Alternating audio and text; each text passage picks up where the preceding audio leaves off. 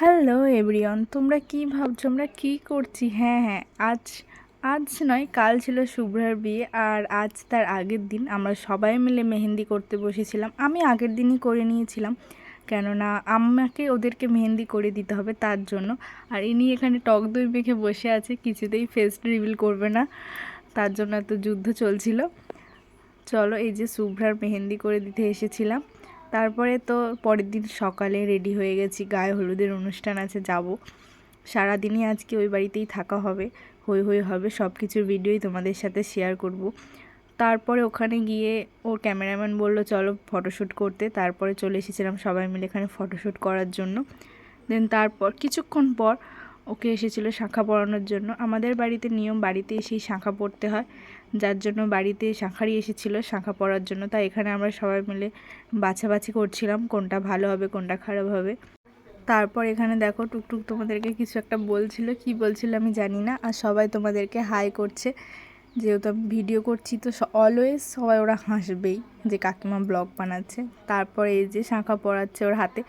শাঁখা পলা পরলে হাতটা একটা আলাদাই জ্যোতি আসে। আর ওর মেহেন্দিটা মানে ফুটেছে হালকা, কিন্তু পরের দিন আরও বেশি করে ফুটবে। তারপর ওর গায়ে হলুদ হয়ে গিয়েছিল, সেই ভিডিও করাই হয়নি, কেননা প্রচুর লেট করে ওর গায়ে হলুদ হয়েছিল। তারপর এখানে ও স্নান হয়ে গেছিলো, এখন বাড়ি যাওয়া হচ্ছে।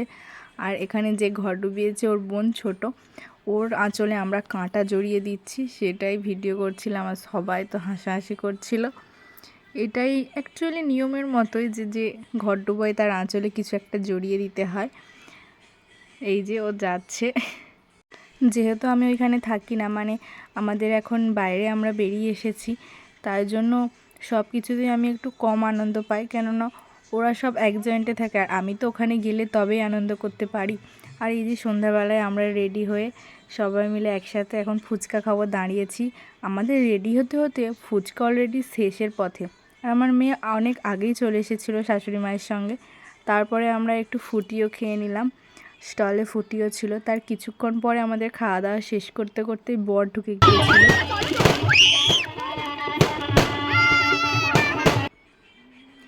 তারপর বরের এই যে বর ঢুকে তো বরণ টরণ সব হয়ে গেছে, তার একটা ভিডিও তোমাদেরকে ছাড়বো আলাদাভাবে। আর এখন দেখো বিয়ে শুরু হয়ে গেছে, এখন 7 পাক ঘোরানো হচ্ছে। তারপর শুভদৃষ্টির আগে তো বর বড় না বউ বড় এটা হবে। এটা তো খুবই মানে হাসিও লাগে, আবার ভয়ও পায়, এত ওপরে তুলে দেয় সবাইকে।